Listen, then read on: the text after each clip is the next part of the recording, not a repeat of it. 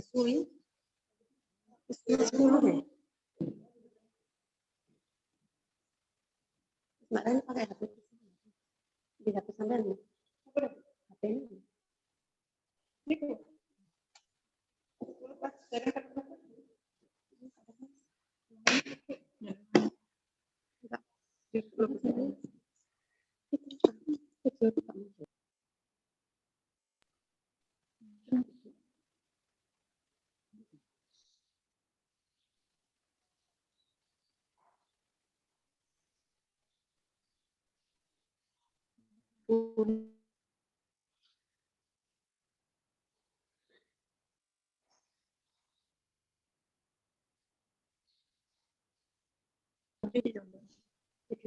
Ketemu Bu Agus lagi.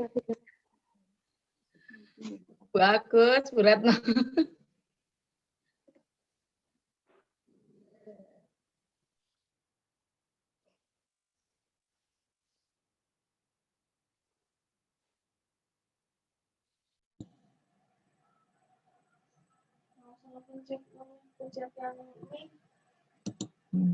Salah.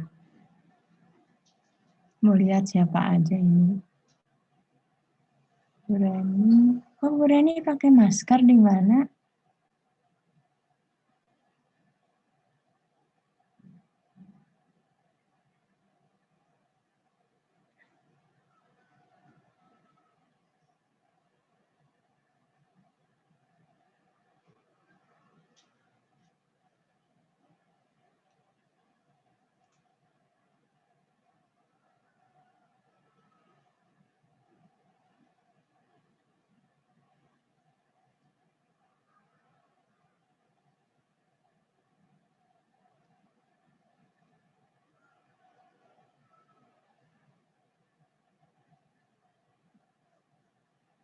Baru 20 kilo.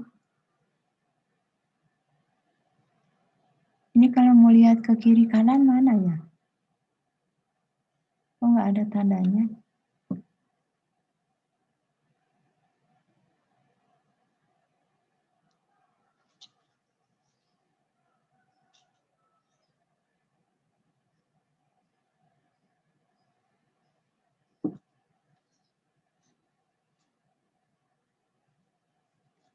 Kenapa belum mulai?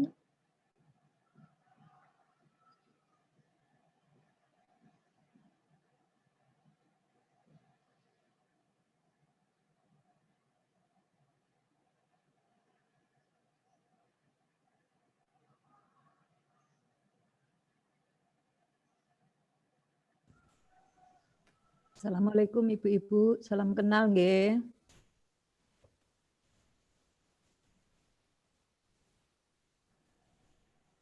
Waalaikumsalam, nggih Bu.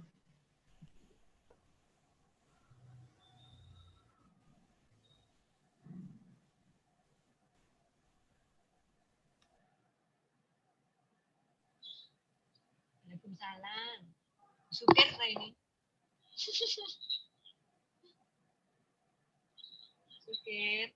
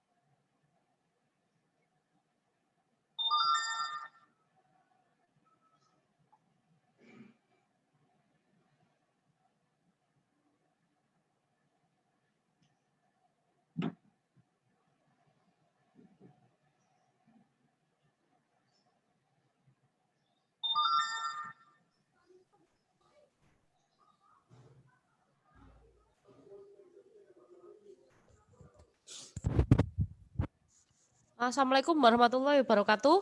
Ibu-ibu mau dimulai sekarang? Bu Happy, gimana? Monggo. Assalamualaikum Bu Happy.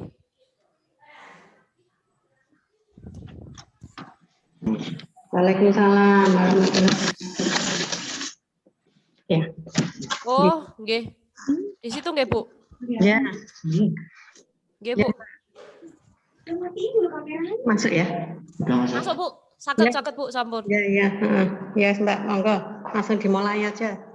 Nggih. Assalamualaikum warahmatullahi wabarakatuh.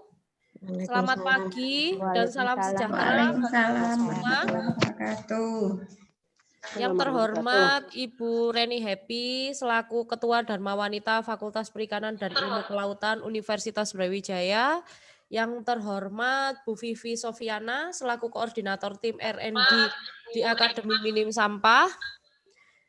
Yang terhormat Ibu-ibu peserta Dharma Wanita Fakultas Perikanan dan Ilmu Kelautan dan ibu-ibu peserta Dharma Wanita dari Universitas Brawijaya.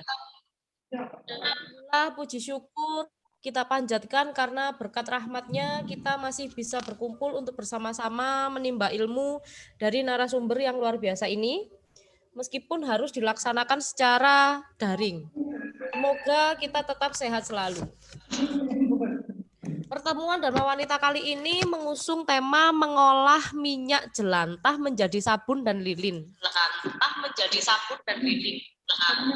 Berikut ini saya bacakan susunan acaranya. 1. Pembuka. 2. Pembacaan doa. 2. Sambutan oleh Ketua Dharma Wanita Fakultas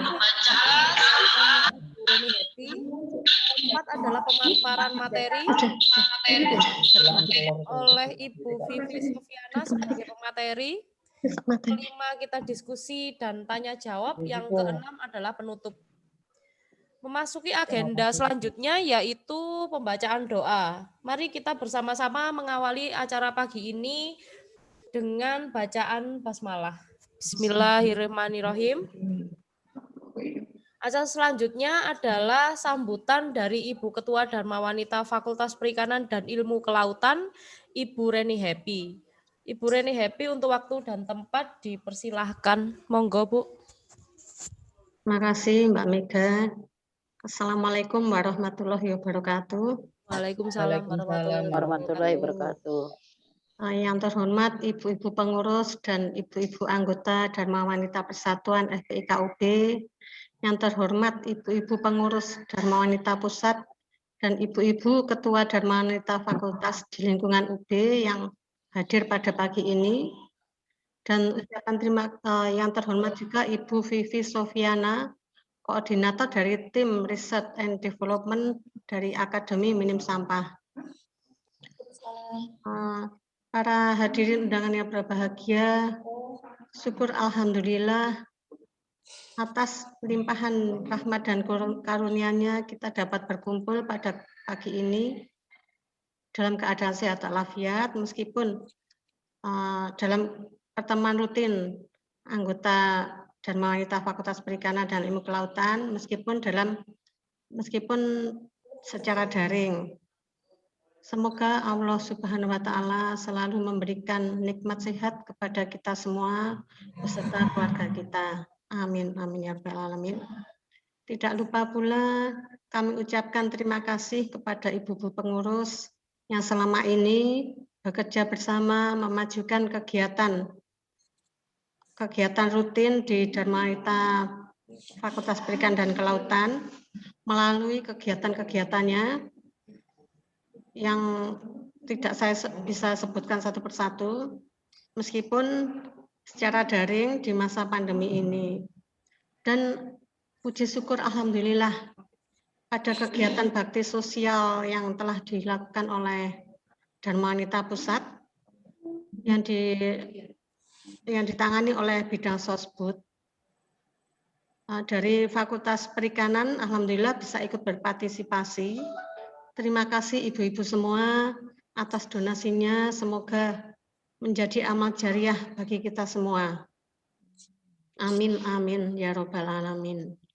Pada kesempatan ini pula saya sampaikan ucapan terima kasih kepada Ibu Vivi Sofiana sebagai koordinator dari tim Research and Development Akademi Minim Sampah yang telah meluangkan waktunya melalui mengisi kegiatan rutin di Dharma Wanita kita dengan kegiatan pengolahan minyak jelantah menjadi sabun dan lilin dan bersedia mendampingi kita selama seminggu ke depan. Semoga kegiatan ini banyak memberikan manfaat kepada ibu-ibu semua. Dan ini mungkin yang mengikuti kegiatan ini tidak banyak dari perikanan karena berbenturan dengan acara awal perkuliahan. Jadi banyak dosen-dosen yang belum bisa bergabung. Jadi hanya sebagian saja yang bisa bergabung dan alhamdulillah banyak dihadiri juga dari Dharma Wanita Pusat. Saya mengucapkan terima kasih juga atas perhatian dan partisipasinya. Mungkin itu saja yang bisa saya sampaikan. Mohon maaf bila ada kekurangan. Marilah kita sama-sama berdoa agar pandemi dan bencana-bencana yang ada di negara kita ini segera berakhir, sehingga kita dapat mengadakan pertemuan secara langsung. Amin, amin, ya Rabbal Alamin. Wabillahi taufiq wal hidayah. Wassalamualaikum warahmatullahi wabarakatuh. Waalaikumsalam warahmatullahi wabarakatuh. Terima kasih untuk sambutannya Ibu Reni Happy.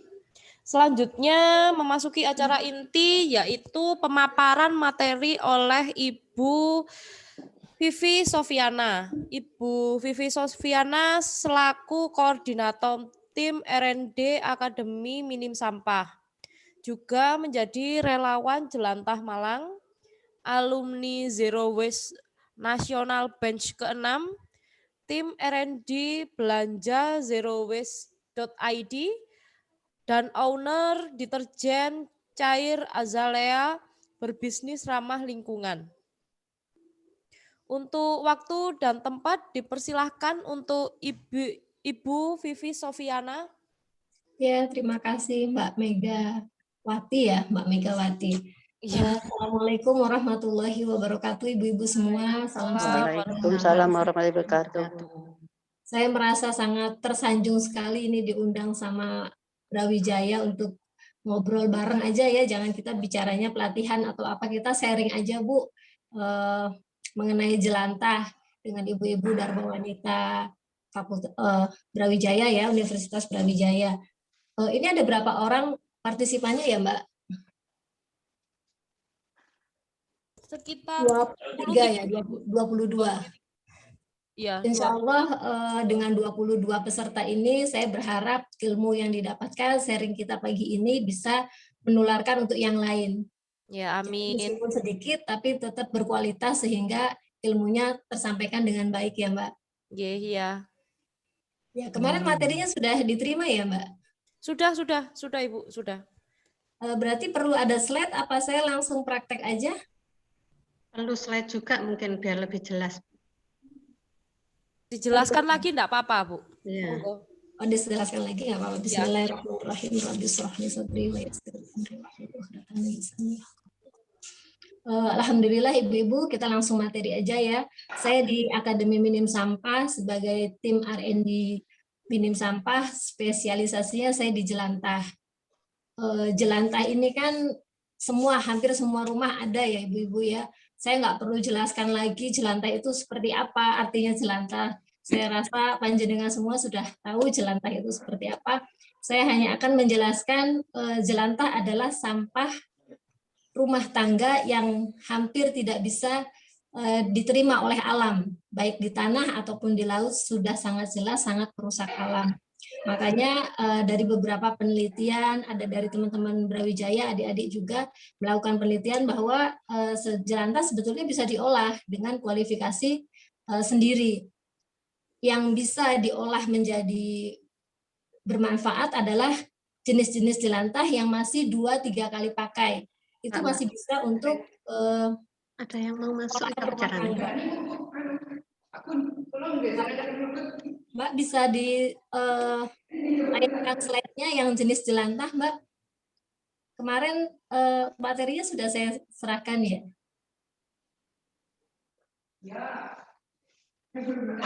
Yang botol jelantah ada 3 jenis.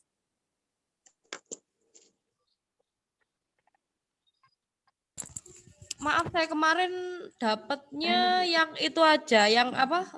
Cara membuat jelantahnya. Yang file PDF-nya belum dapat. Kemarin kayaknya sudah saya serahkan ke Mbak Reni. Oh, Mbak Reni, ke Mbak Reni berarti. Mbak Reni. Ini loh, Bu Vivi minta Oh ya sudah Mbak, minta di Ya. sudah dibawa operator. Masih sebentar. Sebentar lagi di-share. Oke.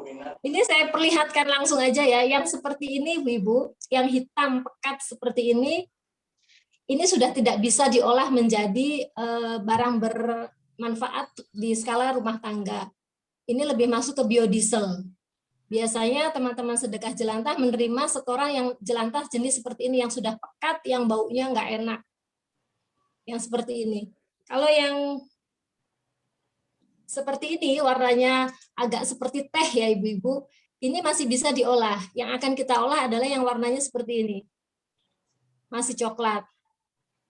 Dan aromanya tidak begitu menyengat. Mungkin ada di antara ibu-ibu yang punya jelantah, bisa ditunjukkan ke saya kualitas jelantahnya. Biar kita interaktif aja ya Mbak Mega ya, biar enak ya. Ya Bu, iya, G, iya. Monggo.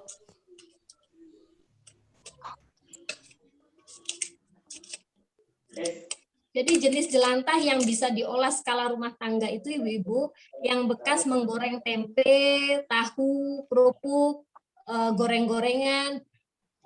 Monggo Ibu Sandra sudah bawa jelantah ya? Ya, Itu bekas goreng apa Bu Sandra? goreng tahu dan ikan. Oke, dan ikannya 1 kali goreng ya Bu? 1 kali goreng. Untuk 1 kali goreng itu mungkin masih bisa Ibu untuk digunakan membuat sabun atau lilin karena kadar airnya tidak terlalu tinggi. Ketika kadar airnya terlalu tinggi itu dikhawatirkan tidak jadi lilin ataupun tidak jadi sabun dan baunya sudah nggak enak ya Bu ya. Kalau sudah 2 kali. Kalau itu masih bau enak nggak Bu? Oh, mau bumbu ikan. Oh, bumbu ikan.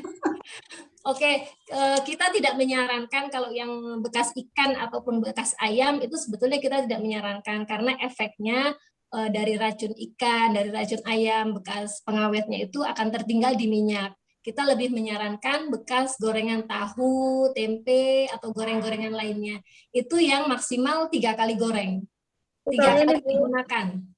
Kalau ini. Begitu. Kalau yang bekas ikan itu kita lebih masuk kepada biodiesel. Di sedekah jelantah Malang itu per liternya diterima sekitar harga 4.000. Itu hasil penerimaannya untuk kegiatan-kegiatan sosial seperti kemarin bencana-bencana di Indonesia itu kita sedekahkan ke sana. Bu nanti diberitahu alamatnya biodiesel ya, ya. Gimana? Kalau ini bisa dipakai buatan. Soalnya ini kupangan tau sih Pak Gun. Satu-satu aja Bu, saya bingung dengarnya. Monggo Bu Sandra. Nanti minta tempat untuk sodako apa? Jadi minyak jelantah tadi. Oh iya, nanti saya kirimkan ke Mbak Reni untuk link alamat-alamat simpul sedekah jelantah Malang. Iya Ibu. Iya. Makasih Bu. Iya, sama-sama. Kalau warnanya ini bisa dipakai buatan. Mohon info. Warnanya ini bisa dipakai kalau yang gini. Ini sudah 3 kalian. Masih bisa Bu. Warnanya apa ya? Coklat apa cenderung hitam Bu? Coklat Bu. Coklat muda apa ya? Ini kalau layarnya agak gelap. Nanti, cirinya Bu, ketika akan digunakan untuk yang skala rumah tangga itu adalah tidak hitam, baunya tidak menyengat, dan juga apa ya, nggak keluar hitam-hitam itu Bu, kalau habis digoreng itu kayak ada buih-buih hitam itu masih bisa. Ya Bu. Ibu Vivi mohon info. di Jakarta apakah ada sebuah perkumpulan ini untuk apa? Perkumpulan mengumpulkan jelantah itu Bu Tuti. Di mana, Bu? Jakarta. Di Jakarta ada, Ibu. Nanti saya kasih link-linknya di tingkat Indonesia, ada tiap provinsi ada, Bu. Saya mohon infonya Bu Tuti ya kalau ada mungkin. Ya, nanti saya share-kan di grup untuk linknya. Ya. Kita akan langsung bikin aja ya Ibu-Ibu ya, biar interaktifnya lebih seru ya. Saya pakai jelantah yang sudah 3 kali, terus saya rendam pakai arang. Untuk merendamnya tidak harus pakai arang, Bu, bisa pakai kulit pisang, pakai serai, pakai jahe, ataupun pakai saya ini pakai air kelapa, Bu. Air kelapanya perbandingannya 200 ml, 1:1, 200 ml air kelapa, 200 ml minyak jelantah. Itu didiamkan kurang lebih 5 jam. Kalau untuk arang itu bisa arangnya arang mentah, dalam artian arang yang Ibu beli di pasar, kemudian ditumbuk agak halus, dimasukkan ke jelantah, didiamkan 24 jam, kemudian baru disaring. Dan ada juga yang Cepet-cepet. Oh, jangan cepet-cepet ya. Lagi nyatet. Oke, Bu. Yang teknik yang ketiga adalah arangnya dibakar. Arangnya dibakar sampai keluar bara. Kemudian setelah keluar bara baru dicemplungkan ke dalam minyak jelantah. Didiamkan sama 24 jam.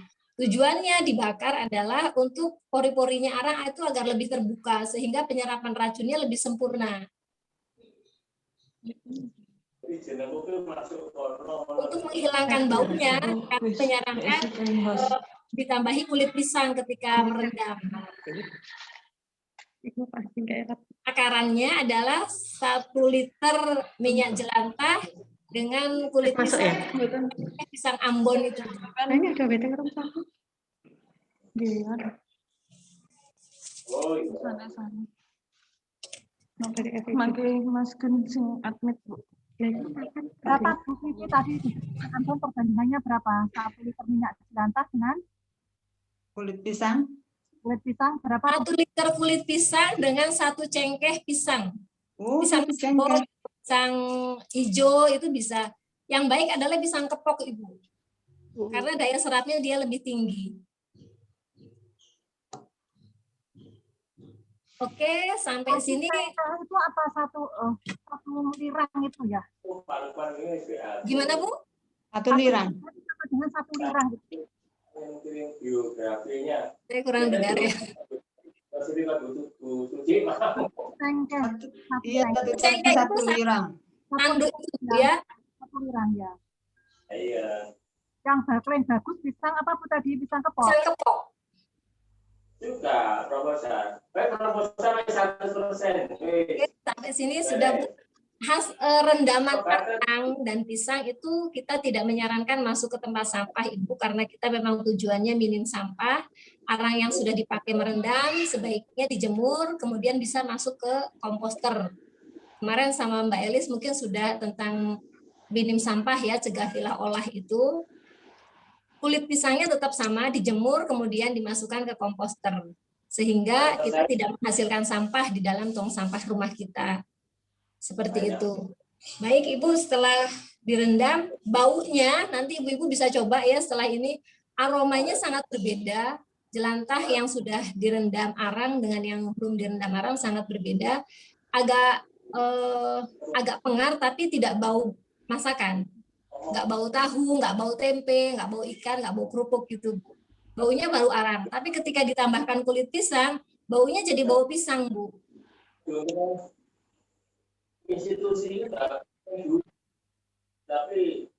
Sampai sini sudah terdengar Ibu dengan jelas? Ya. Oke. Nah, untuk air campurannya untuk membuat sabun, itu bisa air apa saja, Bu? Air kopi, air kunir, air serai, air pandan, yang menghasilkan warna yang jelas. Madura, Ini yang saya gunakan adalah air kopi.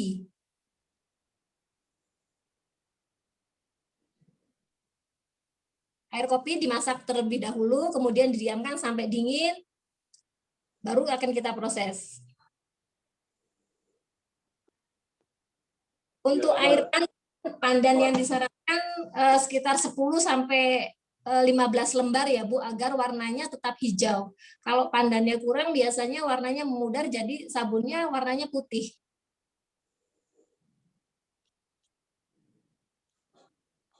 Oke. Air kopi itu tadi fungsinya untuk apa, Bu Vivi? Kenapa? Air kopi itu tadi untuk apa fungsinya? Air kopi, air pandan adalah fungsinya menyamarkan aroma jelantah, Ibu. Karena memang kita mengolah limbah rumah tangga, sehingga kita tidak menyarankan pakai pewarna ataupun pakai parfum yang lainnya. Jadi kita gunakan apa yang ada di rumah, yang ada di toga rumah kita, seperti itu. Ini pandan hijau atau pandan wangi? Pandan hijau bisa, pandan wangi bisa, Ibu. Kalau kopinya ukurannya berapa gram, Bu? Ukurannya tergantung kepekatan sabun yang Ibu harapkan. Kalau saya ini pakai 1,5 sendok.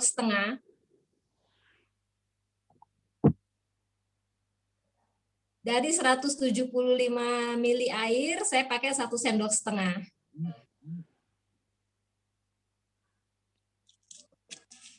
Oke. Terus kemudian ini NaOH, Ibu. NaOH itu seperti, mungkin Ibu sudah ada yang tahu ya, mungkin juga ada yang belum. Seperti gula batu, dia ketika kena kulit itu sangat gatal sekali, Bu. Makanya saya pakai kaos tangan, ketika nanti kita membuat juga kita harus pakai kaos tangan karena gatal sekali ini NaOH. Ini NaOH-nya. Warnanya putih persis seperti gula batu. Seperti ini ya. Kemudian untuk wadah perangkat yang kita gunakan, Ibu-ibu, saya sangat tidak menyarankan untuk kembali ke dapur. Jadi ibu-ibu tempat khusus itu yang sudah digunakan bekas mengolah sabun jelantah tidak kembali untuk masak ya Bu. Karena ada NaOH-nya di sana, kita tidak tahu larutan kimia yang tercampur itu terurainya berapa lama dalam wadah itu menempelnya. Sehingga saya tidak menyarankan baik sendok, perangkat lainnya, tidak saya sarankan untuk masuk kembali ke dapur. Jadi untuk peranti Ibu bikin sabun sendiri. Seperti itu. Pengaduknya yang saya gunakan ini Bu. Juicer. Kalau yang zaman dulu ada yang seperti apa Bu, yang kayak spiral itu ya, obyoan itu, pakai itu juga bisa, pakai pengaduk kayu juga bisa, pakai mixer juga bisa, pakai alat seperti ini juga bisa, hand blender seperti ini juga bisa. Hanya bedanya di lama aja Bu. Kalau pakai yang seperti ini, Ibu ngaduknya hampir 45 menit. Sangat lama kalau pakai mixer Bu buat kue. Iya. Kalau pakai mixer mungkin bisa pakai yang spiralnya itu kan jarang dipakai untuk buat kue ya Bu ya. Iya. Bisa pakai itu. Kalau pakai hand blender ini cukup 15 menit, 10 menit dia sudah tercampur dengan rata. Oh, sosialisasi. Jadi sekarang kita mulai ya Bu ya, sebentar.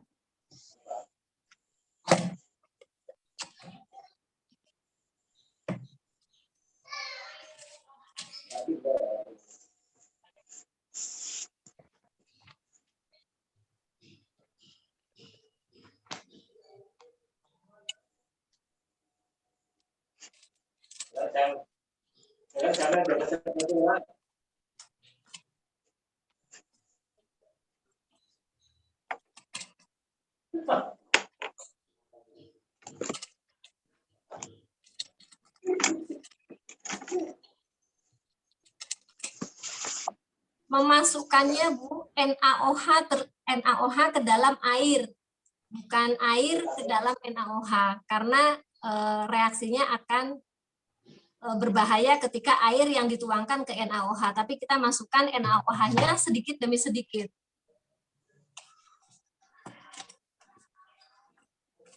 Maaf Ibu, jumlah NaOH yang dibutuhkan itu berapa banyak, Bu? NaOH-nya untuk air untuk jelantah 250 mili, kemudian airnya 175, NaOH-nya cukup 40 gram.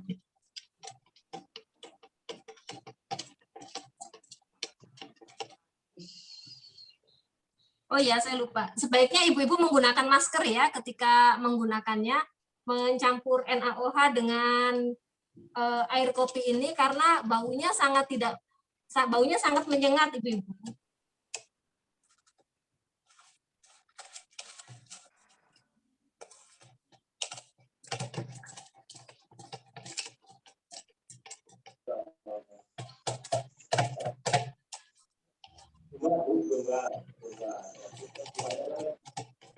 Ketika NaOH masuk ke air ini larutannya menjadi panas ibu-ibu.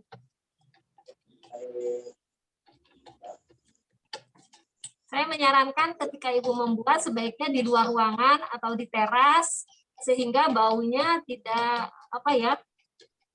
menyengat. Tidak menyengat di dalam ruangan, ya. Yaitu uang peternak pasitannya Pak.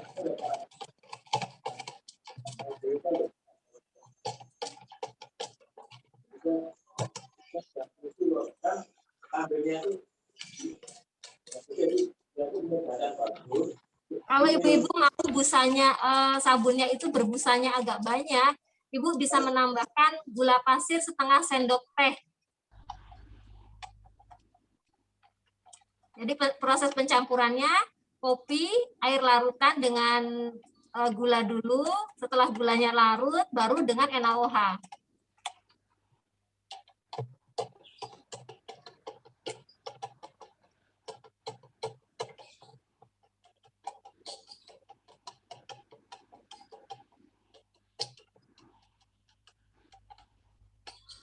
Karena ini masih panas sekali ya ibu-ibu, saya sudah bikin yang sudah agak dingin supaya waktunya kita untuk manfaatkan untuk yang lain.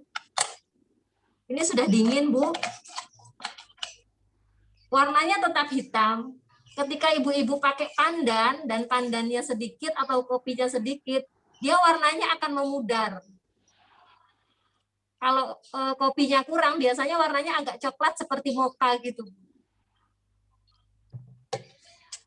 Baik, yang kita tuangkan adalah jelantahnya dulu ya, Bu. Jelantah.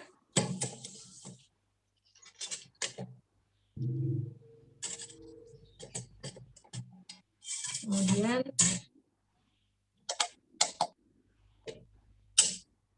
masukin larutan ke jelantahnya ini sedikit-sedikit ya, Bu.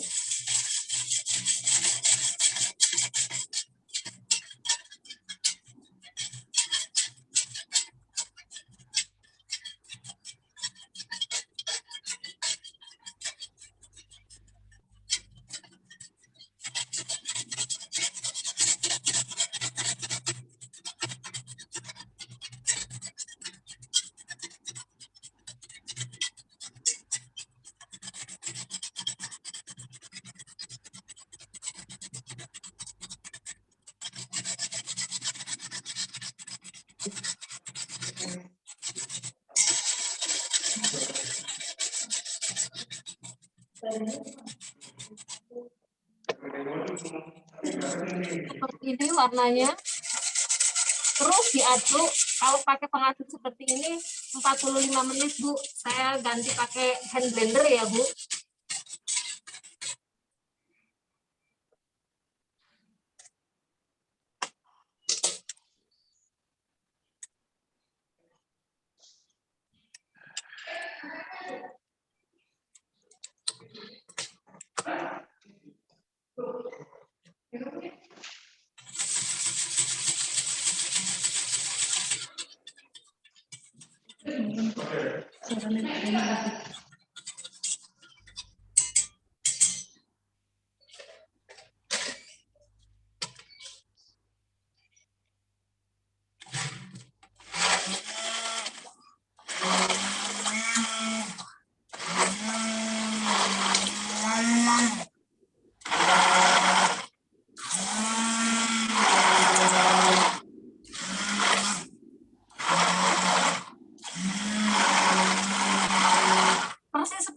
bolu, Bu. Tapi dia tidak mengeluarkan sampai berbusa, sampai mengental seperti mayones, Bu, intinya.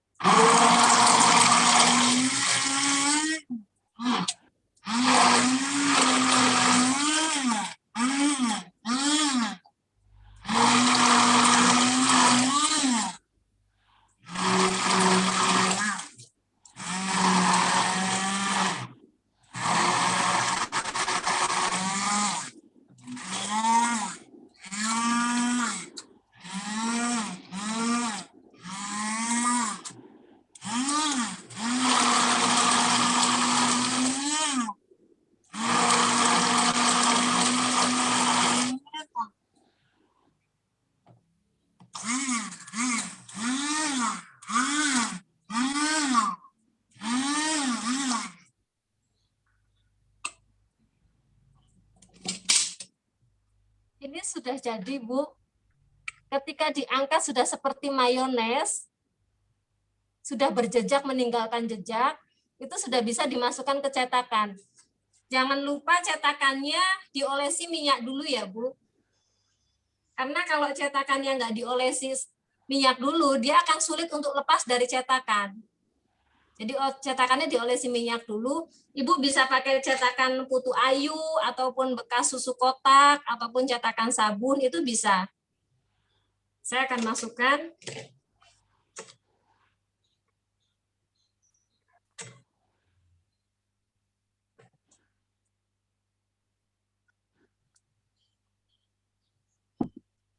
Ini bisa dikeluarkan dari cetakan setelah 2 hari, Bu.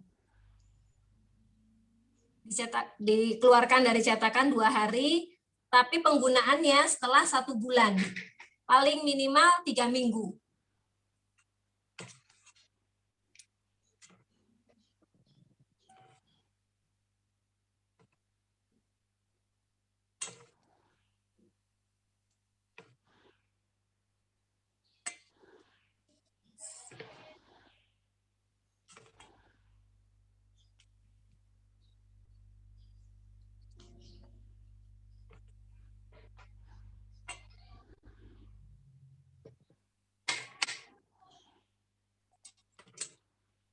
Untuk yang 1 resep 250 ml itu sekitar 8 sampai 10 tergantung cetakannya.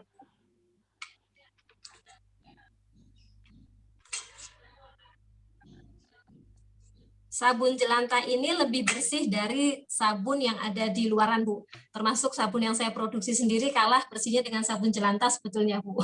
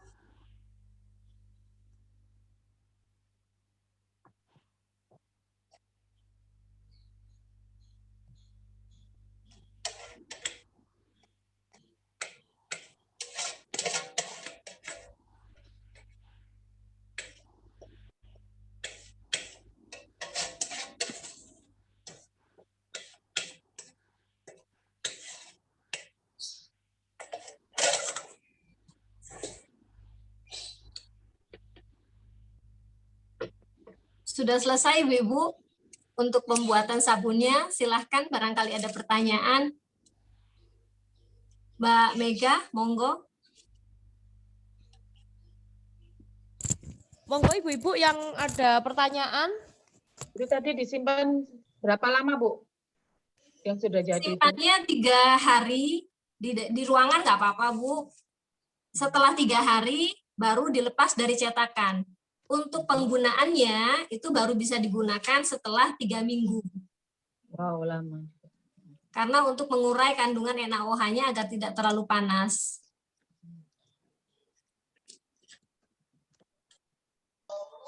Untuk bahan cetakannya boleh apa saja, Bu?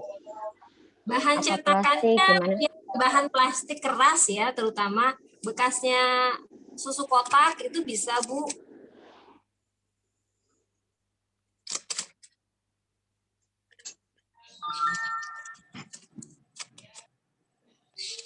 Kalau cetakan jelly yang plastik itu bisa enggak, Bu? Bisa. Bisa. Hanya saja kan kalau cetakan jelly itu kan Agak dia tipis. plastiknya hanya 1 kali pakai ya, Bu, sehingga kami tidak menyarankan. Kembali lagi kami minim sampah sehingga plastik yang digunakan yang masih bisa digunakan Iya, Bu. berkali-kali. Benar, Bu. Iya. Seperti itu. Ibu, Saya tanya, Bu. Halo? Halo. Halo, saya tanya, Bu. Oh, nggak usah aja dulu. Nanti kalau besok aja laporannya biar nggak langsung Ibu lapor gitu. Ibu Pipi, saya mau tanya, Bu. Ya, silakan Ibu. Oh iya, Itu maksudnya udah masuk berapa? Gitu aja. Gitu. Ini Bu, kecampuran apa nih? kalau umpamanya kalau udah Besok jadi, ya Bu, nggak apa-apa. itu sabunnya itu Iya. Jumlahnya udah aja, Bu, aman ya. untuk digunakan untuk barang atau untuk dipakai sabun mandi gitu gimana, Bu? Untuk mencuci pakaian, Bu, untuk mencuci piring juga bisa pakaian. Tapi kalau untuk sabun mandi, Oh, saya enggak. tidak Monggo, menyarankan Bu. masak sendiri, nggak perlu, Bu. Oh iya. Nah ya itu, Bu, makanya kan saya tanya itu berarti kan digunakan untuk sabun Mencuci lap perabotan, Ada mencuci. Oh gitu. Iya. Ya, Bu, terima kasih. Kalau nggak salah itu bisa buat ini loh, Bu. Maaf untuk biasanya akan apa itu agak jorok ya, Bu ya. Buat nyuci itu loh celana dalam yang kuning. Oh iya, iya. untuk Nah, haid iya. biasa ya, Bu. Iya, bekas haid itu kan darahnya suka nempel ya. Nah. Itu bisa. Pokoknya yang noda yang kuat sekali, yang deterjen nggak bisa angkat, itu pakai jelantah bisa, Bu. Oh ya, seperti kaos kaki gitu, Bu, ya bisa ya gitu, Bu ya. Nah, iya, kaos kaki, terutama kaos kaki itu memang sangat bisa. Saya juga awalnya terjun ke jelantah karena tadinya dikasih, terus kemudian coba sendiri. Oh ya, bagus sekali nih sabun ini. Jadi sabun yang ada di pasaran itu jauh kalah bersih sama jelantah. Hanya saja jika untuk pakaian-pakaian yang bagus, yang untuk pergi itu sebaiknya jangan karena dia karena kandungan NaOH-nya tinggi, dia memudarkan warna, Bu. Kekurangannya di sana, betul. Berarti yang terpapar kunyit itu berarti nggak usah pakai itu ya, Bu, ya? Kenapa? Kalau masak kena kunyit itu kan biasanya kan kecipratan dibagi itu kan juga seperti itu, daster dalam rumah kena kunyit. Iya, bisa, ya. Kena bekas minyak, jilbab yang kena kepletikan minyak itu juga bisa, Bu, pakai sabun jelantah. Tetapi pudar warnanya. Kalau kalau beberapa kali enggak, kalau untuk pakaian bagus ya, Bu, terutama misalnya untuk ke pesta atau pergi ke kantor itu saya tidak menyarankan. Untuk pakaian harian aja itu bisa, Bu. Kalau untuk penggunaan mesin cuci itu sebaiknya sabunnya diparut dulu. Sabunnya diparut dulu sehingga seperti bubuk, serbuk kan, baru dimasukkan ke mesin cuci.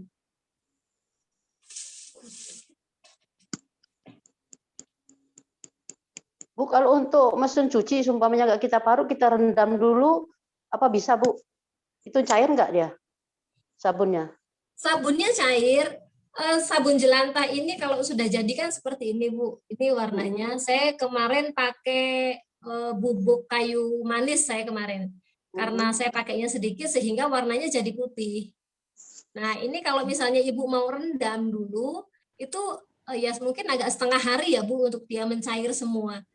Lebih disarankan diparut aja, Bu, pakai parutan keju itu ya. Mungkin bisa seperti itu. Terus ditaburkan ke mesin cuci. Ini busanya sangat sedikit, Bu. Sedikit sekali. Kalau saya biasa pakai cuci piring. Seperti klerak itu, Bu, ya? Ya, masih banyak klerak, Bu.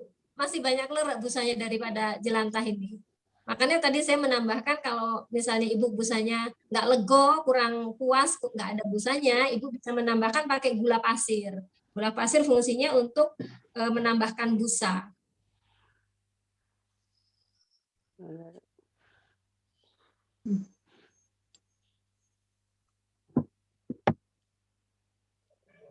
Seperti itu. Untuk sabunnya masih ada pertanyaan, Ibu?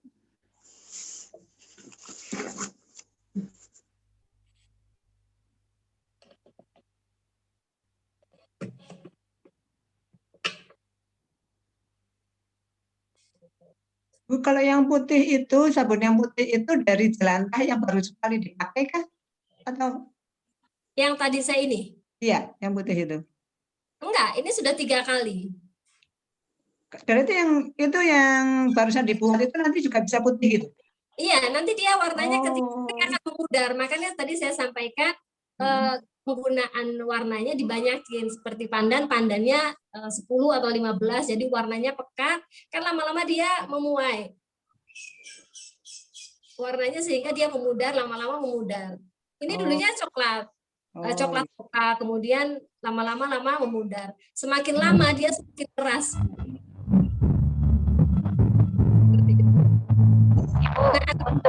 Ini saya tidak menyarankan taruh di tempat basah yang gampang terkena air karena sabun jelantah ini gampang sekali hanyut ya, lumer gitu. Jadi kalau habis pakai itu taruh di tempat agak kering seperti itu. Untuk sabun badan, sabun mandi, kira-kira. Kenapa, Bu? Kalau dipakai untuk sabun mandi, bagaimana? Jangan, Bu. Saya tidak menyarankan, Bu, karena sabun mandi itu bersentuhan dengan kulit-kulit bagian sensitif ya, Bu ya. Saya tidak menyarankan, ini hanya pemakaian luar saja. Kalau dipakaikan sabun mandi, saya tidak menanggung resikonya, Bu, ketika Ibu terjadi mungkin gatal di area-area tertentu karena penggunaannya ini memang penggunaan luar saja. Kalau untuk melembabkan, Ibu bisa menambahkan minyak kelapa. Karena ini kalau habis pakai sabun jelantah ini tangan cenderung kering. Untuk tangan Ibu, jarinya Ibu tetap lembab, itu bisa menambahkan minyak kelapanya 100 ml. Jadi 250 ml jelantah, minyak kelapanya 100 ml.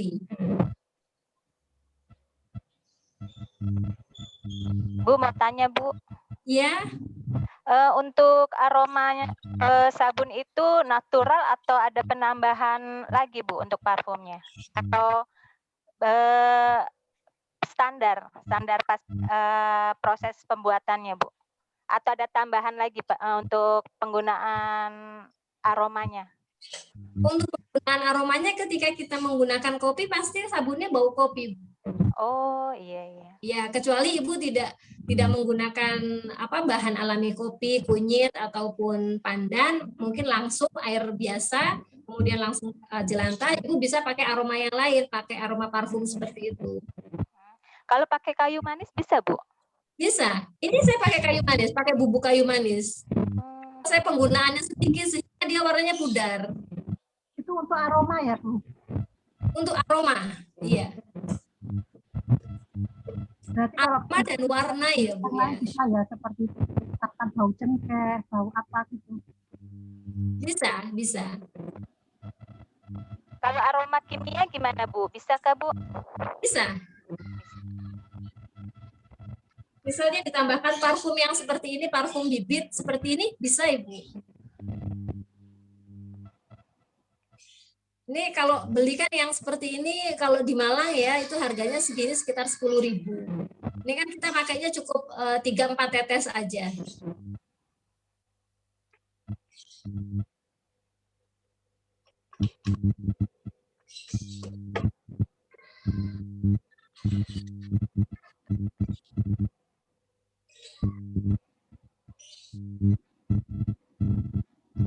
Kalau untuk penggunaan arang itu berapa perbandingan minyak jelantah dengan arang itu seberapanya ya Bu ya? Ya, 1 liter jerantah, arangnya 1/4 Bu. Oh iya. Maksudnya 1/4 apa Bu arangnya itu? 1/4 kilo. Kan enteng Bu itu. Iya, itu tadi ya dilembutkan Bu ya. Iya, tapi jangan terlalu lembut ya Bu ya. Pokoknya sekiranya kan itu bongkahan-bongkahan besar ya. Sekiranya hancur saja. Disaring.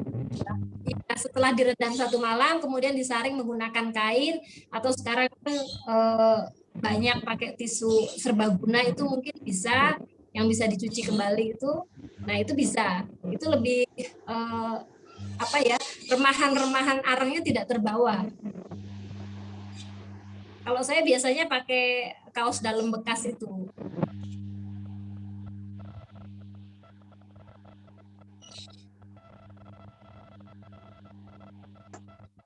Kan ada yang jual nih Bu, yang kayu manis bubuk. Itu bisa ya digunakan ya Bu untuk campuran aroma dengan jelantahnya dijadikan satu seperti itu.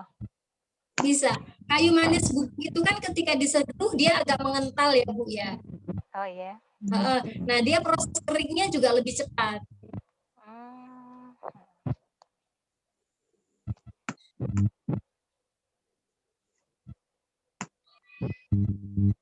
Kalau pakai kunyit sekitar 3-4 jempol kunyit. Kalau pakai kunyit saya pakainya biasanya segitu.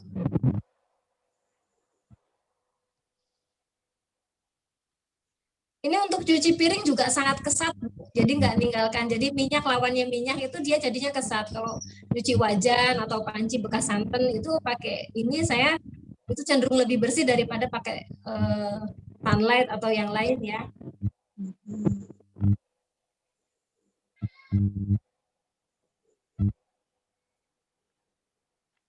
Bu, boleh tanya?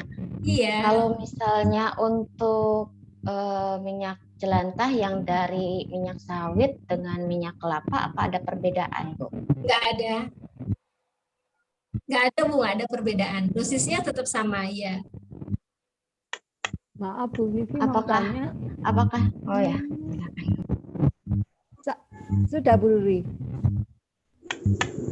Silahkan duluan, Bu. Oh, gitu. Tadi Bu Ruri belum, mau nggak dilanjut? Bu Ruri dulu, mau nggak dilanjut kalau belum selesai? Saya mau menanyakan berikutnya adalah masa kadaluarsanya, kemudian berikutnya adalah apakah bisa dibuat dalam bentuk sabun cair langsung? Kadaluarsanya nggak ada, Bu. Semakin lama, semakin keras dan semakin awet. Kalau untuk digunakan sabun cair itu berbeda bahannya, tetap menggunakan jelantah, cuma treatment yang digunakan itu lebih panjang dan lebih ribet Bu. Pakainya kita pakai KOH. Dan itu proses pembuatannya hampir 2 hari, karena harus didiamkan dulu KOH dengan minyaknya, terus kemudian akan ditreatment kembali seperti itu.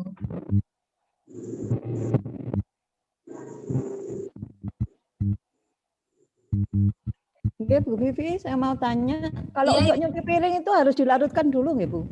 Oh enggak, kalau saya enggak, saya kan pakai gambas kering itu Bu, saya remas-remas, terus kemudian saya usapkan ke piring, seperti itu. Oke. Terima kasih, Bu. Oke.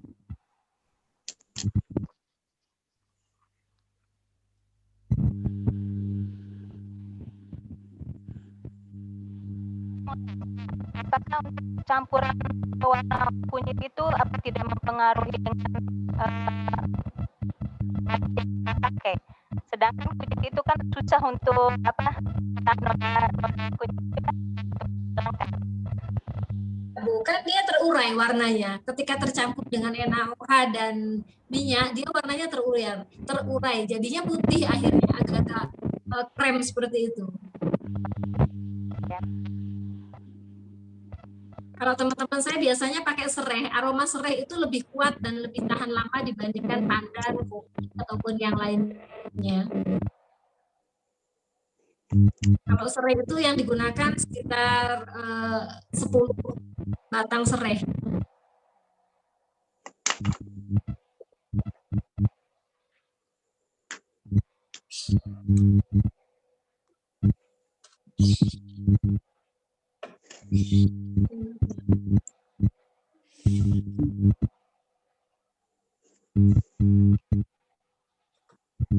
Kalau tidak ada pertanyaan, saya akan menjelaskan yang lilin, Mbak Mega. Bu, nanti bagi resepnya ya Bu. Di-share Oh iya, nanti saya sharekan ke Mbak Mega atau ke Mbak Reni. Nggih. Iya, monggo Bu untuk yang lilin. Untuk yang lilin, bahannya lilin ini kemarin saya bingung sama Mbak Reni karena kata Mbak Reni hanya sabun, jadi saya tidak mempersiapkan kompor dan teman-temannya. Saya akan menjelaskan yang utamanya adalah sumbu. Sumbu yang digunakan adalah sumbu katun. Ini berbeda dengan benang kasur. Yang saya pegang sebelah tangan kanan saya ini adalah benang kasur. Benang kasur yang biasa dipakai oleh tukang untuk biasanya mengukur air atau ketinggian atau kasur. Kalau yang sebelah kiri tangan saya ini adalah benang katun. Benang katun ini Bu, dia berserat dan ketika dibakar dia nggak langsung mati. Yang gunakan adalah benang katun. Kalau ibu-ibu di rumah punya lapel yang putih yang rumbai-rumbai, itu bisa. Itu dipecah, kemudian dilinting, bisa dijadikan sumbu. Ini kan seperti ini. Ini pewarnanya dari krayon, Bu. Ini dari krayon. Nah, ini lilin batang. Ibu bisa bikin di rumah sama anak-anak karena ini dari krayon bekas.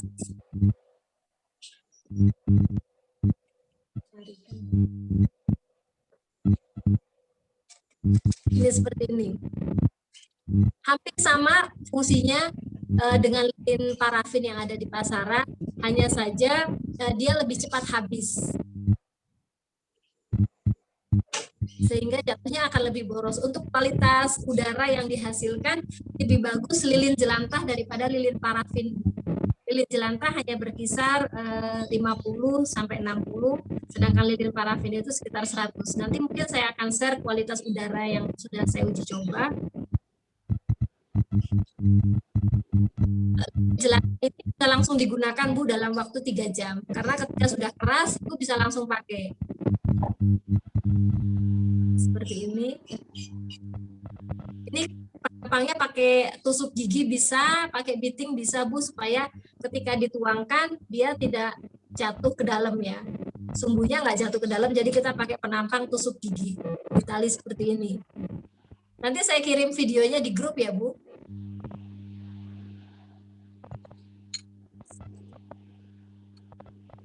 jelantah yang digunakan tetap yang sudah melakukan treatment ya Bu, kecuali Ibu mau bikin aromaterapi diet, mungkin bisa pakai jelantah bekas ikan asin ya Bu ya.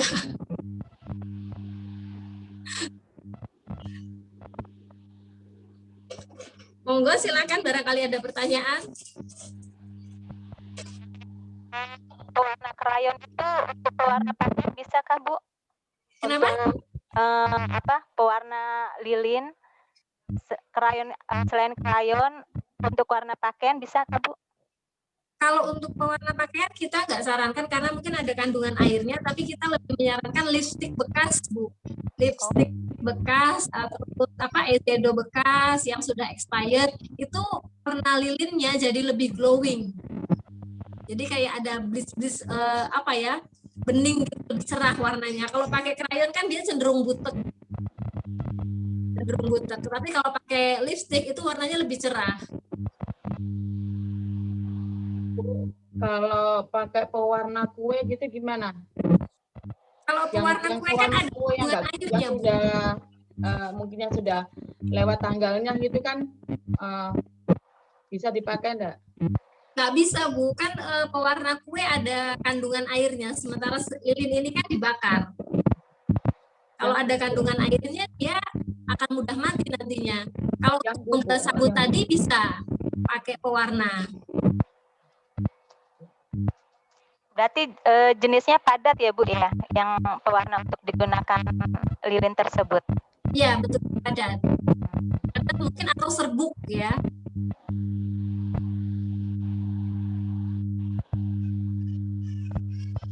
Kalau lilin batang ini dibuatnya dari kertas bekas Bu, digulung aja, nanti videonya saya set. Dan ini dibuka dari cetakan itu kurang lebih setengah jam baru bisa dibuka dari kertasnya. Kalau yang ini kan tunggu 1 jam, dia keras, betul-betul keras, baru bisa dinyalakan. Itu tahan berapa lama Bu yang di gelas itu? Nah, kelemahannya dari lilin jelantah yang bahan dasarnya jelantah dan minyak sawit stearin ini kelemahannya adalah lebih lama Bu, hanya saja perlu treatment. Karena ketika dibakar, dia akan menimbulkan lubang seperti ini. Nah, untuk menjaga lilin agar tetap nyala, lelehan lilinnya ini kita harus tuangkan ke piring kecil atau lepek ya. Kita tuang ke piring kecil, kemudian dia akan tetap menyala. Dan sisa lelehannya itu masih bisa dijadikan lilin kembali. Kalau lilin parafin itu kan ketika dibakar, dia lama-lama akan habis ya Bu. Kalau lilin jelantah ini enggak, dia menggenang. Kalau dibiarkan menggenang, air sisa lelehannya tidak ditumpahkan ke tempat lain, maka genangannya ini membuat lilin jadi mati.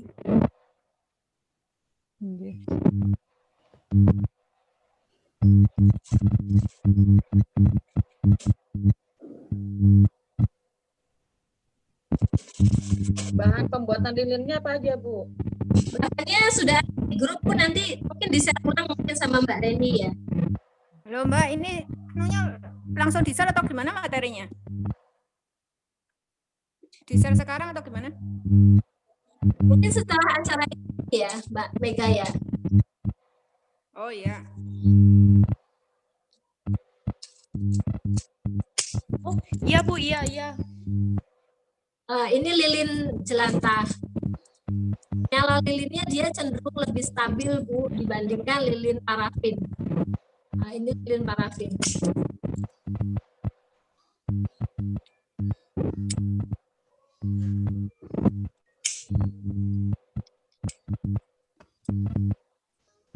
Ibu-ibu mungkin bisa perhatikan sebentar kualitas asap yang dihasilkan ketika saya akan tiup lilinnya ya. Saya akan tiup yang parafin terlebih dahulu. Kualitas asapnya banyak ya Bu ya. Nah, sedangkan lilin jelantah lebih sedikit. Jadi untuk kepernapasan lebih aman lilin jelantah. Dan penambahan aroma lilin bisa pakai yang seperti ini, itu 3 tetes itu setelah turun dari kompor Bu. Beda tidak dalam kondisi panas sekali. Ketika ingin dituangkan baru ditetesi aroma. Karena ketika ditetesi di dalam, kenapa? Berarti nunggu agak dingin nggih, Bu? Agak hangat, kalau dingin dia langsung keras, Bu. Oh iya. Nanti mungkin akan saya share video pembuatan lilin ya, karena kemarin Mbak Reni bilangnya hanya sabun saja, jadi saya siapkannya sabun aja, Bu. Mohon maaf sebelumnya.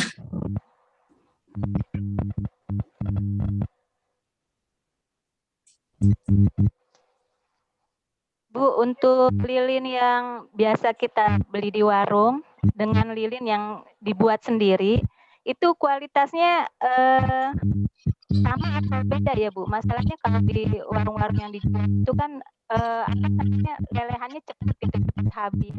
Apakah yang kita buat ini bisa tahan lama gitu, Bu? Lebih tahan lama ketika penyimpanannya lebih lama, Bu. Jadi misalnya bikin hari ini, dipakainya seminggu kemudian, semakin keras dia semakin lama. Dan kelebihannya lilin jelantah lagi ini, lelehannya yang Ibu hasilkan ini setelah dibakar meleleh habis, itu di piring kecil, Ibu tim kembali, ditim kan, ini proses masaknya ditim kembali, itu dicetak lagi bisa. Jadi lilin lagi, ditambahkan sumbu lagi, terus kemudian dia jadi lilin lagi. Didaur ulang seperti itu ya, Bu ya? Iya, daur ulang.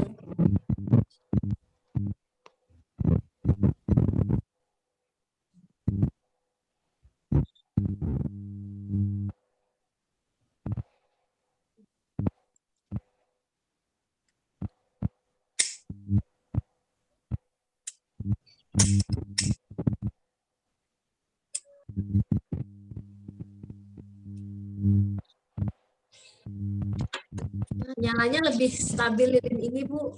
Ini saya nyalakan.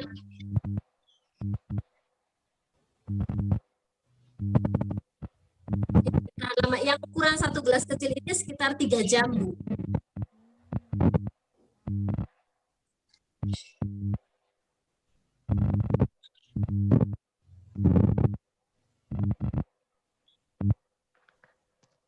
Itu kemasannya kaca ya, Bu ya? Iya, ini gelas kecil, gelas sloki biasanya habis dari kondangan itu kan suka dapat hadiah gelas-gelas kecil itu ya, Bu. Nah, kita manfaatkan untuk bikin lilin ini tempatnya.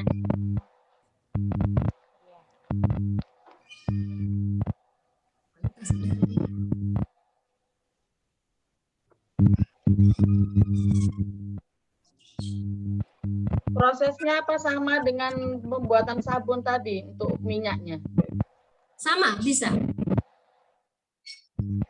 Pakainya essential oil yang asli, mungkin takarannya dosisnya hanya 3 tetes aja, Bu, karena dia baunya aromanya lebih kuat ya. Untuk lilin di gelas seperti ini, sebaiknya sumbunya direndam dengan essential oil kuat untuk harumnya ditahan lama ketika dibakar. Kalau yang lilin batang ini kan dicampurkan ke dalam adonannya. Kalau yang untuk ini sebaiknya sumbunya yang direndam dengan aromaterapi itu, dengan minyak esensial oilnya itu sumbunya, sehingga ketika dibakar dia aromanya lebih kuat.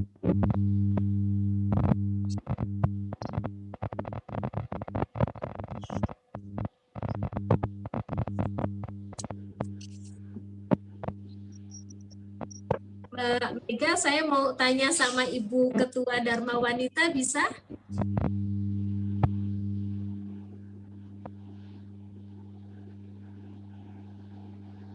Masih bergabungkah Ibu Ketua Dharma Wanitanya? Ibu Happy? Bu Happy, monggo. Saya ada pertanyaan, Bu. Saya juga sekali belajar sharing ya, Bu, di sini. Kapan waktu itu saya pernah mengisi di daerah Sidoarjo. Kemudian mereka itu memberi makan ternak lelenya dengan minyak jelantah, Bu. Saya sempat kaget. Kok bisa minyak jelantah dimakan manusia aja nggak boleh, apalagi dimakan hewan? Saya pikir kan lebih menyakiti seperti itu. Tapi mereka menyampaikan katanya ketika digoreng lele itu menjadi tidak lengket di wajan. Nah, itu apakah secara ilmu kanan itu dibolehkan ya, Bu ya? Maaf Bu ya, saya sebetulnya ini Bu, profesi saya tuh ke bapaknya nanti Bu. Saya juga perlu ilmunya ini. Profesi saya itu ibu rumah tangga Bu, jadi kurang tahu. Mungkin nanti saya tanyakan bapak Bu ya, atau yang ahlinya. Terima kasih sekali sebelumnya Bu, mohon disampaikan ke bapaknya. Karena bagi saya ini aneh sekali, kok ikan dikasih makan minyak gitu. Jadi lelenya dikasih makan minyak terus digoreng nggak lengket di wajan gitu Bu ya? Iya, katanya seperti itu. Jadi kulit lelenya itu jadi tetap bagus gitu Bu. Biasanya kan kalau digoreng itu kan agak menggelembung, kemudian kulitnya terkelupas. Nah, ketika dikasih makan minyak itu nggak terkelupas kulitnya Bu.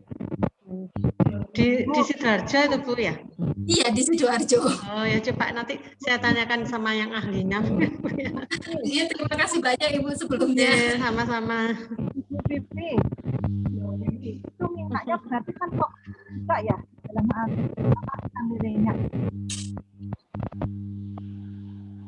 Ibu Pipi. Iya. Ikan yang dimakan ikan lele itu berarti toksiknya. Maksud saya minyaknya yang dimakan ikan lele itu berarti toksik. Iya, toksinnya.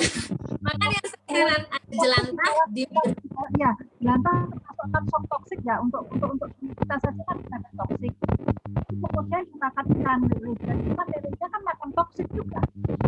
Iya Bu, makanya saya heran juga. Berarti kesimpulannya ikan lelenya itu juga banyak toksik.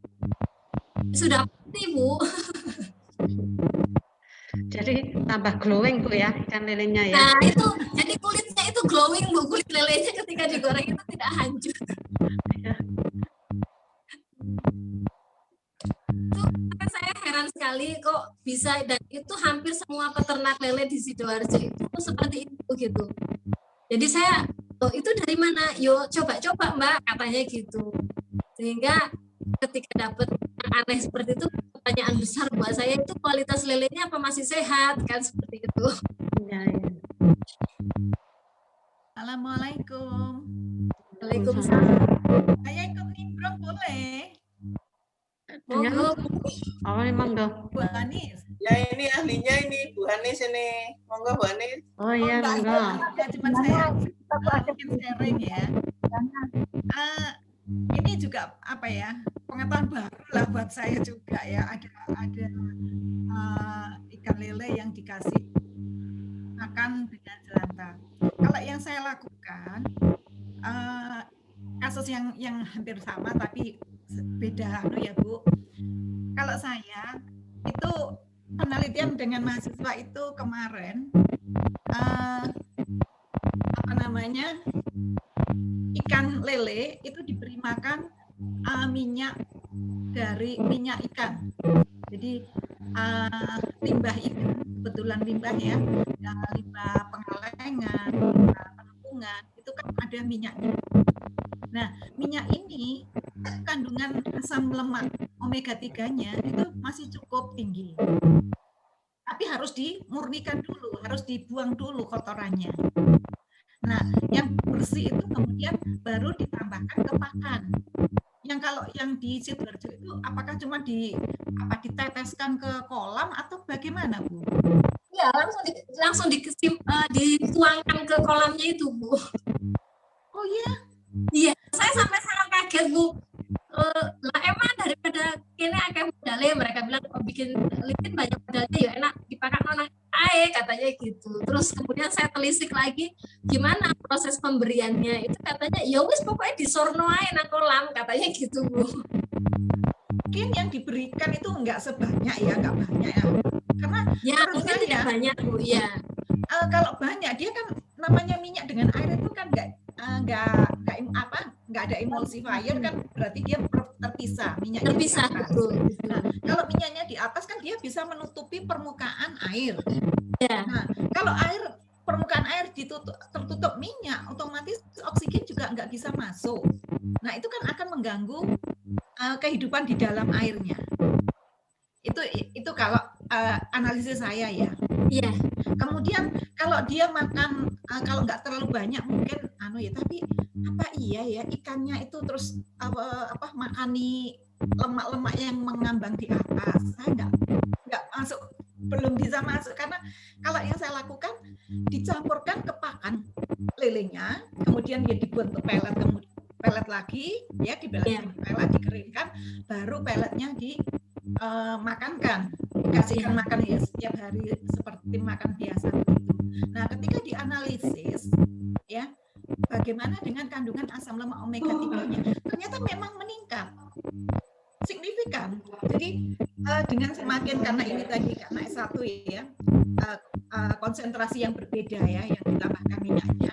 Nah, ketika yang ditambahkan itu semakin tinggi kadar minyaknya, otomatis asam lemak omega 3-nya itu juga tinggi.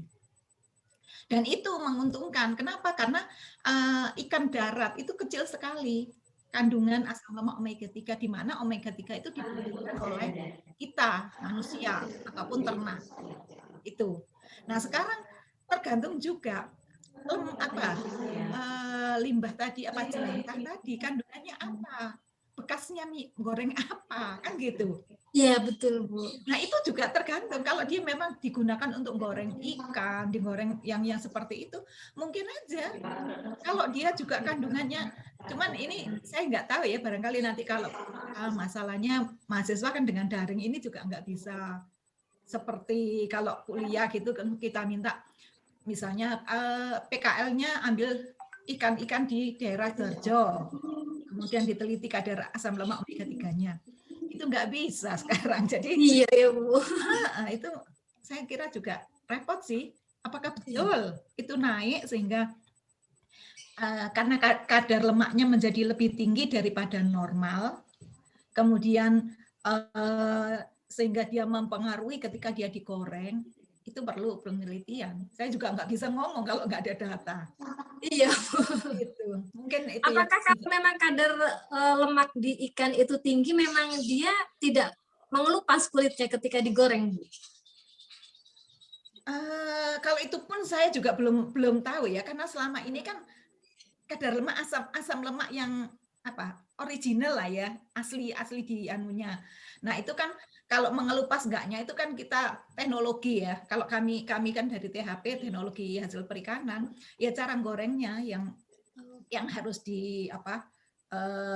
siasati begitu. Jadi waktu goreng mungkin disepiuri tepung terigu sebentar dikit gitu ya, baru ikannya masuk.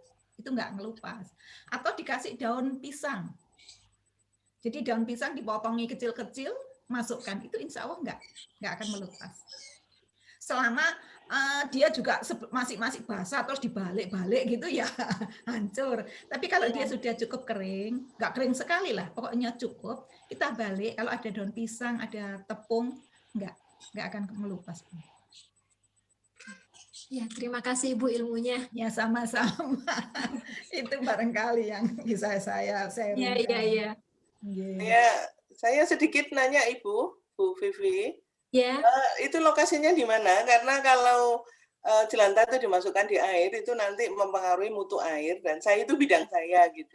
Mungkin nanti akan saya ambil sampelnya. Lokasinya di mana, Bu? Di Kampung Asap Sidoarjo itu, Bu. Iya, Kampung Asap itu kecamatan apa? Wah, kecamatan. Nanti saya lihat lagi ya, Bu. Tempo hari saya di sana soalnya. Iya. Oh, iya.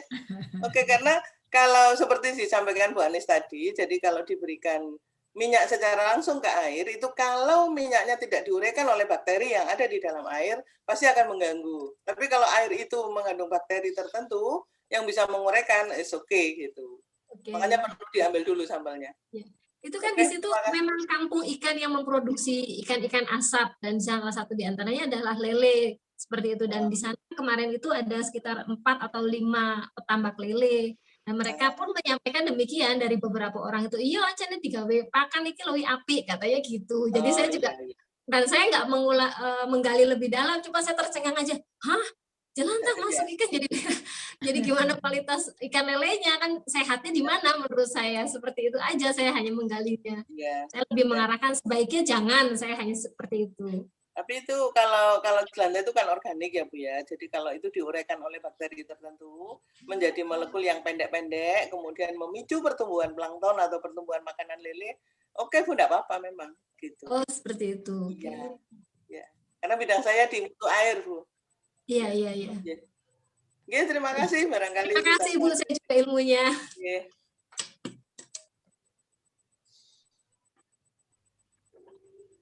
Ini sudah selesai ya pembuatan sabunnya? Sudah Ibu. Soalnya tadi rapat sih kita. Itu resepnya ada Bu Anis. Ada resepnya. Saya kalau resep insya Allah ada Bu. Beberapa iya. memang saya dan penelitian yang akan saya lakukan itu memang untuk itu. Cuma saya iya. nggak tahu persis proses teknisnya itu loh yang saya belum pernah nyoba sendiri, jadi nggak tahu. Nanti saya share videonya. Nanti saya share videonya. Oh iya. Kalau itu sabun cair apa sama Bu? Beda Bu. Kalau sabun cair kita pakai KOH. Treatmentnya dia lebih lama, hampir 2 hari, karena setelah dicampur jelantah dengan KOH itu masih harus didiamkan dulu beberapa jam, baru nanti ditreatment kembali gitu. Jadi kita kalau untuk kelas-kelas itu kita tidak membuat yang cair Bu. Oh gitu. Ya. Enggak, karena saya punya pemikiran minyak atau asam lemak ini kan banyak hasil perikanan itu banyak juga yang bisa menghasilkan asam lemak. Nah, tidak harus kalau jelantah itu memang pemanfaatan limbah ya. Tetapi maksud saya nggak limbah, tapi asam lemak trigliserida yang mungkin dari ikan, mungkin dari alga, itu yang ingin saya manfaatkan. Karena selain dia kandungan, katakanlah untuk menjadi sabun itu kan trigliserid, asam lemak bebas ya Bu ya. Nah ini dia tidak cuma mengandung asam lemak bebas, tetapi juga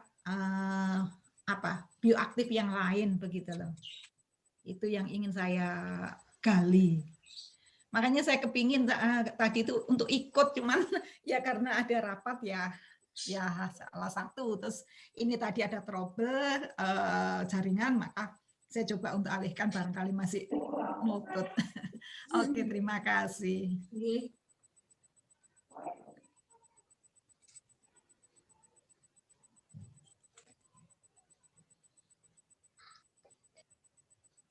Apakah ada pertanyaan lagi? Monggo ibu-ibu yang mau tanya.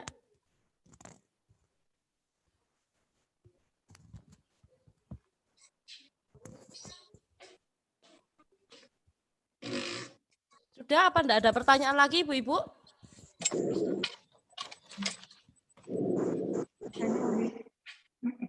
Sudah Bu Reni, sama Bu Mega sudah. Nggih. Sudah nggih Bu, Bu Vivi nggih? Sudah. Terima kasih banyak Bu Vivi Sofiana. Ini amat sangat menarik sekali nggih. Dan bisa dipraktekkan untuk ibu-ibu di rumah. Alhamdulillah kita telah sampai di penghujung acara. Terima kasih banyak kepada Ibu Vivi Sofiana selaku pemateri serta para peserta yang telah menyimak acara ini mulai awal sampai dengan akhir. Semoga banyak ilmu yang didapat untuk diaplikasikan dalam kehidupan sehari-hari. Akhir kata, wassalamualaikum warahmatullahi wabarakatuh. Waalaikumsalam warahmatullahi wabarakatuh. Oh ya, apa kabar? Oh ya, ini kita juga mengingatkan nggih, akan disediakan door prize bagi 10 orang peserta pertama yang berhasil menyelesaikan praktek. Dan ada pendampingan selama 1 minggu untuk peserta nggih, Bu Vivi nggih. Nggih. Monggo yang praktek nggih. Iya, Bu. Mbak Mega, mungkin kita foto bersama dulu nggih. Oh, iya nggih, saya lupa. Monggo Ibu-ibu untuk membuka kameranya. Kamera diaktifkan dulu, monggo. Untuk kamera diaktifkan. Mbak Len.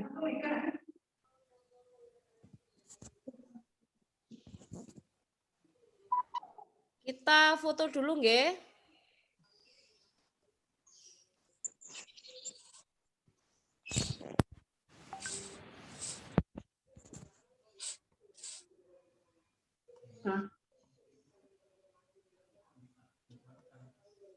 Yes, sudah?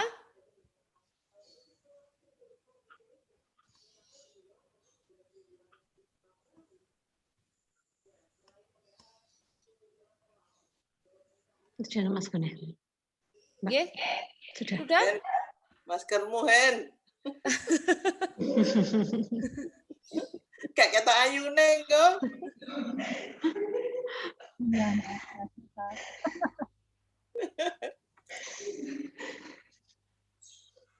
Nggih. Sudah? Sudah. Terima kasih. Terima kasih banyak untuk ibu-ibu. Saya mohon maaf lahir batin jika Kita juga minta maaf kalau ada salah kata. Ya, Bu. Terima kasih banyak, Bu Hati. Sama-sama. Dalam grup sehingga bisa ikut berpartisipasi acaranya Fakultas Perikanan. Oke, sama-sama Bu. Kapan lagi kalau ada acara saya undang lagi ya Bu ya. Ya, Bu. Meskipun jauh tetap ingat kok sama Bu Sukoso ini. Ya, Pak Rohmi terus seneng awet muda nanti katanya. Izin keluar ya. Ya, monggo. Bu, terima kasih. Monggo. Mohon pamit, Bu. Ya, monggo. Assalamualaikum. Waalaikumsalam. Assalamualaikum.